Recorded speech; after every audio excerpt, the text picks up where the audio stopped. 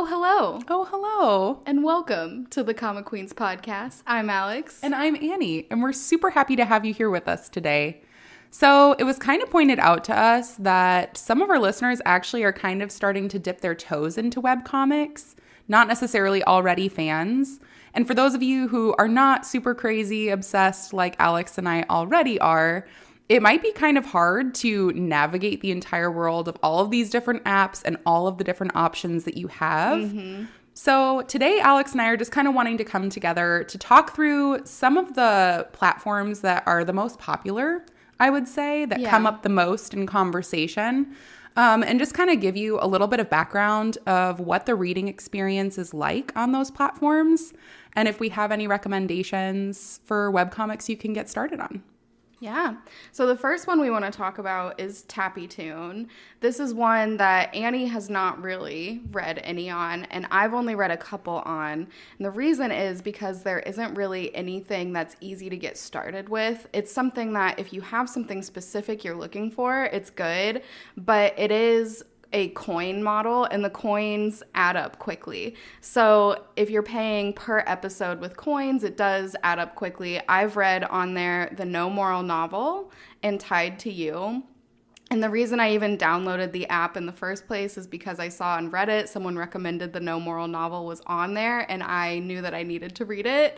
So I went ahead and got it for that, and then was recommended Tied to You, which is like a Red String of Fate style story, and I love both of those, and would, if I were starting completely over, would purchase both of them again because they're both really good. But it is one that I don't use often because I don't want to pay that much when I prefer like a subscription model, just because of the amount that I binge. It's easier for me to get into something like that where I can pay like one amount per month or per year if you're on Manta and paying the yearly subscription, and get all of the content that I'm interested in. So yeah, that is the first one. Well, how much would you say you've paid, like between the two that you've read on Toon? Is there like a total amount that you've spent on these coins? I know that it's over $50 for No Moral. Just No Moral? Yeah. Wow. So it is a lot.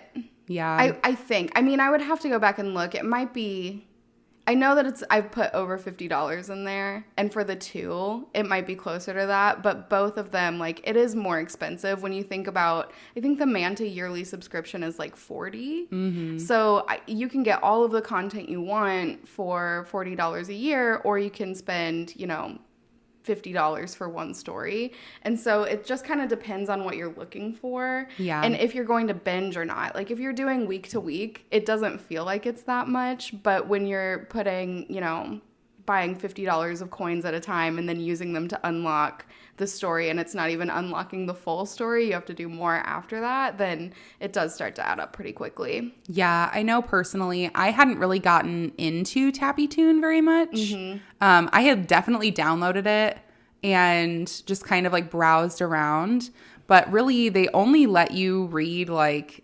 one episode, maybe like a few episodes before you get to decide if it is something you want to pay for and if it's worth it.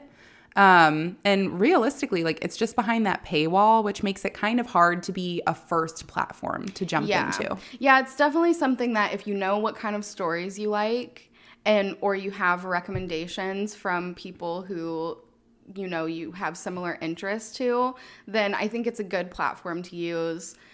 And there are some crossovers. Like I just recently saw Bloody Sweet is on Toon, so you can get that there and on Manta. Mm-hmm. And I don't know what it would look like if you didn't have the subscription, like how comparable the platforms would be from Toon to Manta with just paying with the coin model. But yeah, it just it adds up. Yeah, it really does. I mean, a lot of different platforms will have this coin model essentially telling you like, you put in real money, you get like their currency, and you get to spend like the coins that you've purchased on whatever comics you want. A lot of them have like different prices assigned per episode, etc. But to mix it added up really quickly. Like it ended up kind of deterring me personally.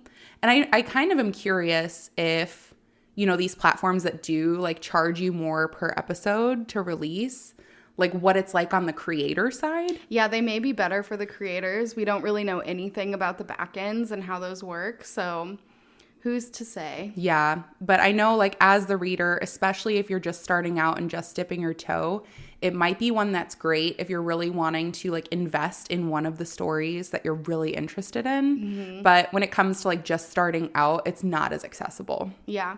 And some of the other ones that we're going to talk about have free sections as well. So you can kind of see what type of stories you like, what type of stories you might want to buy, or if you're just getting started and want to see, do you even like this platform, this media? Like, webcomics are not for everyone. Some people like them, some people don't. But yeah, I think that there are definitely other apps that are easier to get started with than Toon. Yeah, definitely.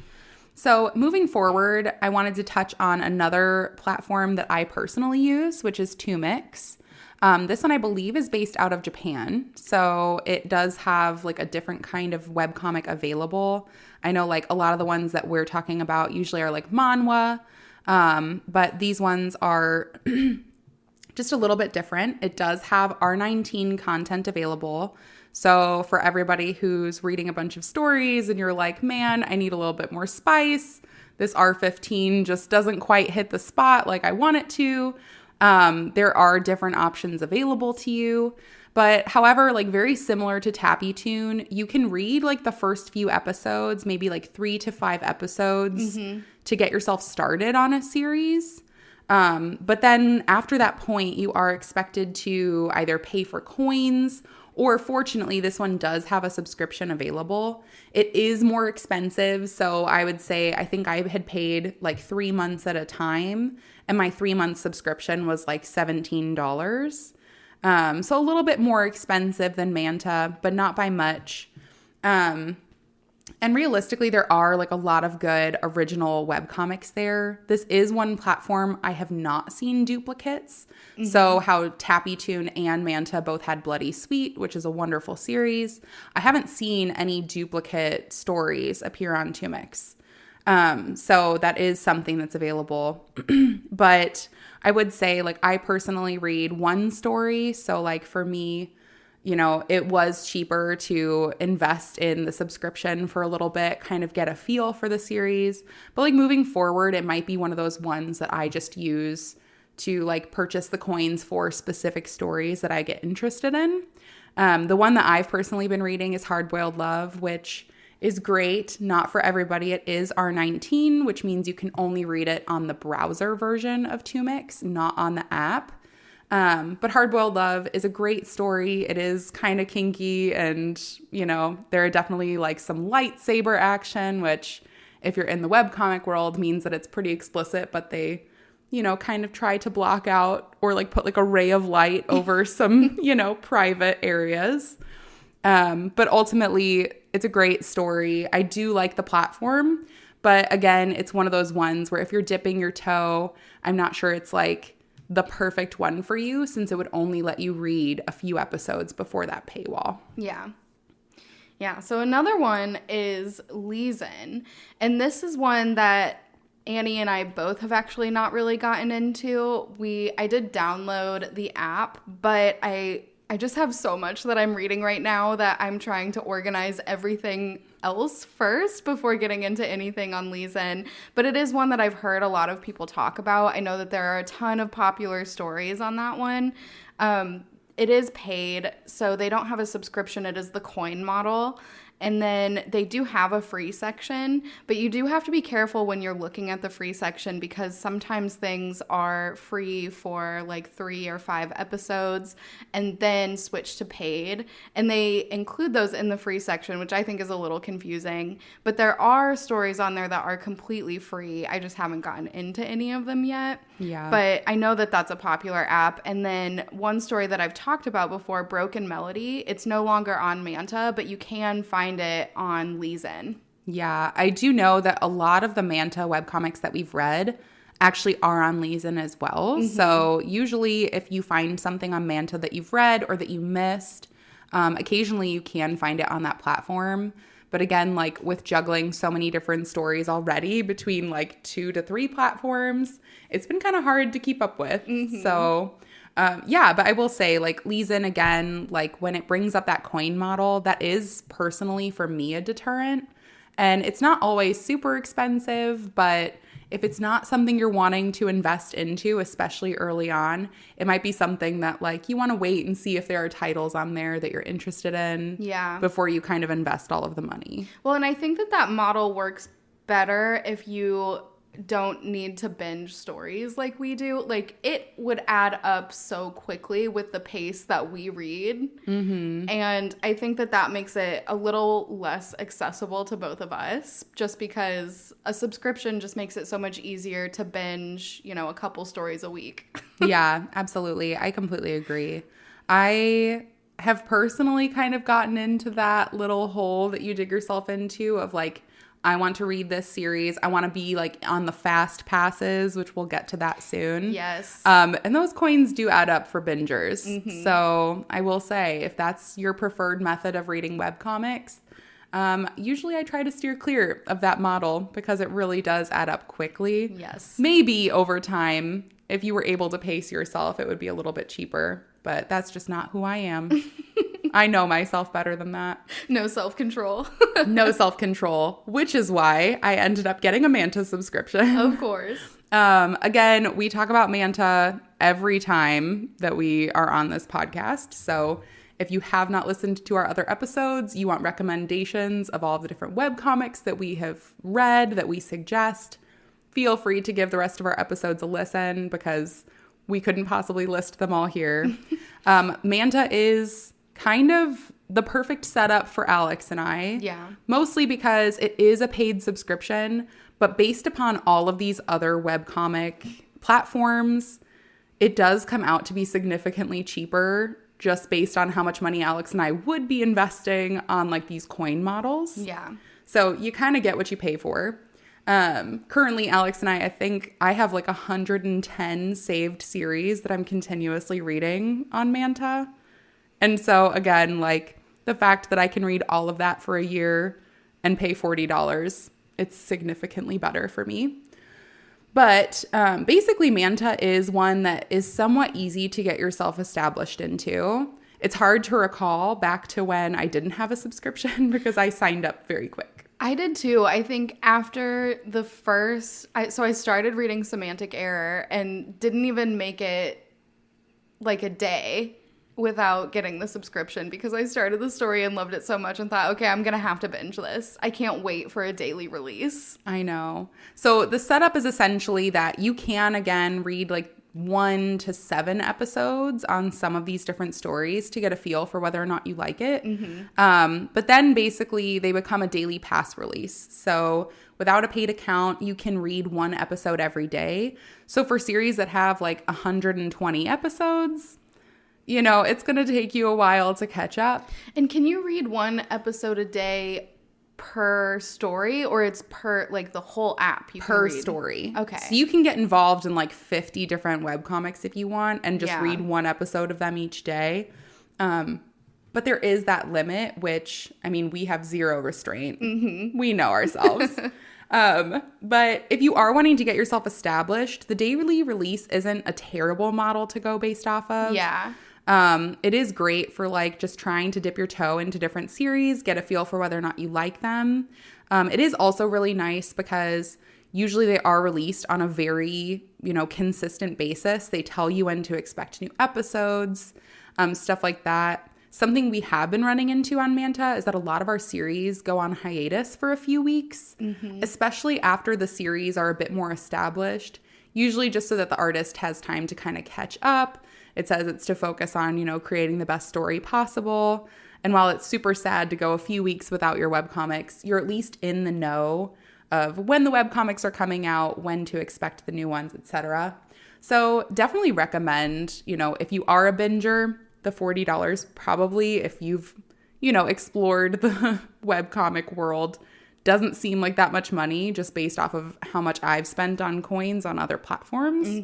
But it is a really good one to dip your toe into and essentially to set up a, binging relationship with webcomics. So another one that I think I am the one who is using this one, and Annie has not really used this one as much, is Tapas.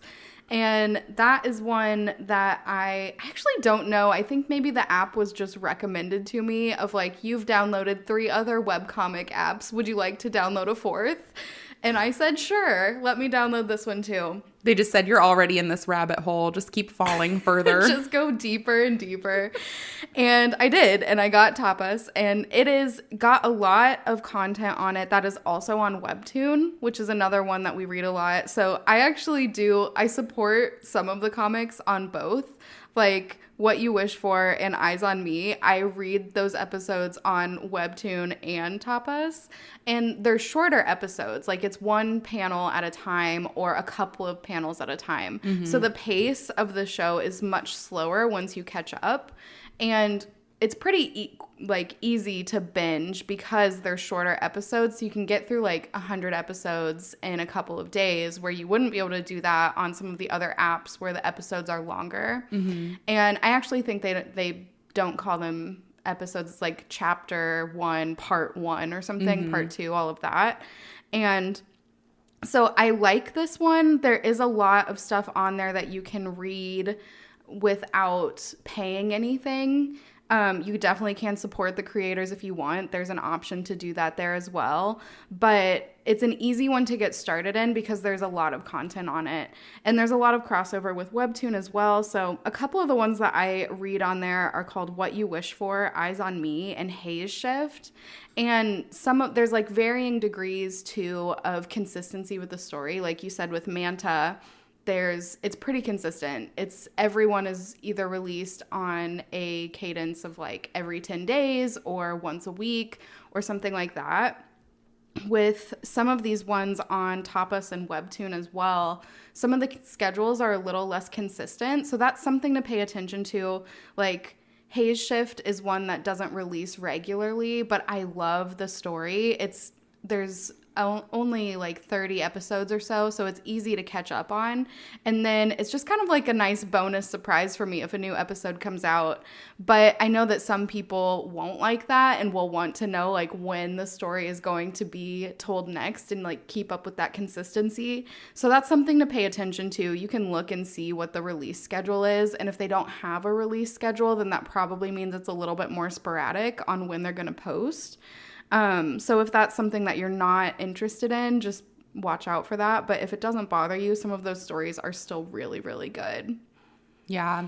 I know that we had personally seen that Tapas has Heartstopper on there as one of their free series. If you, like Alex and I, have been watching and loving the Netflix series that has come out for Heartstopper, it is based off of the comic. But Alex and I have not delved into the comic version of Heartstopper, which is surprising for us. And so now we're going to have to.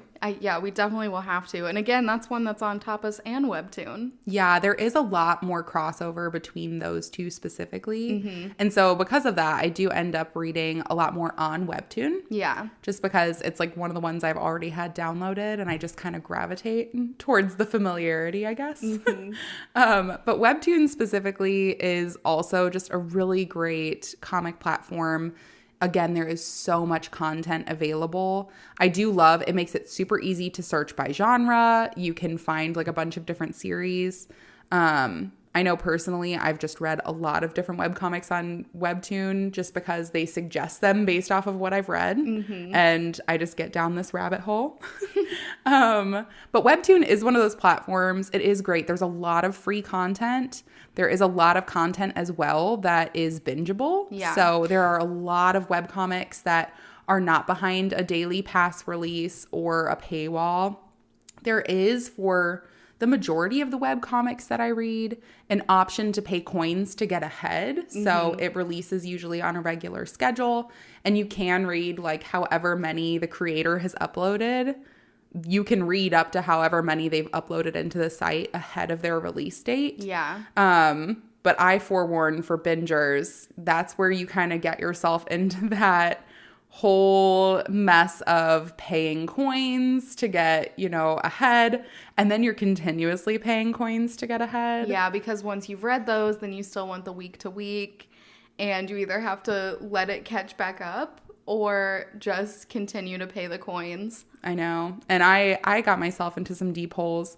I will say I'm very fortunate for my husband because he supported me. Webtoon was essentially like the first one he got me into. Mm-hmm. And so I found a bunch of different series that I loved. But because they were behind that daily pass wall, the way that the daily pass works is essentially you can read one a day. You can read more a day and just pay for the coins to continue ahead. You can also, there's a couple, if you watch a couple of ads, you can get a couple of additional ones too. Mm-hmm. And when you unlock with a daily pass, you can unlock it for, I think, 14 days. And if you unlock with an ad, it unlocks for 3 days. Yeah.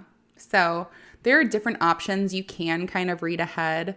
But I mean, you do kind of get yourself into that, again, very dangerous rhythm of I'm getting ahead on a daily pass release. I'm now paying coins for all of these episodes. And so I personally have done it. I know I have paid coins to reread multiple of my favorite series. Yeah. Just because it's worth it to me to do so.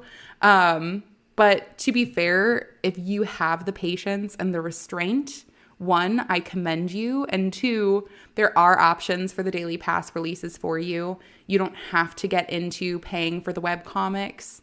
So if it is something that, you're kind of wanting to keep the cost low, but you're wanting to explore a bunch of different titles, it is really a great option. Yeah. And there are a ton of really, really good comics on there. Like there are some, which Lore Olympus is the first one that I read, and it was on Webtoon. It's still on Webtoon. It's still one that you can binge completely. It's, I think, over 200 episodes at this point of free bingeable content. But then you can also support the artist by purchasing their books, which I have purchased all of because it's just one of my all-time favorite stories.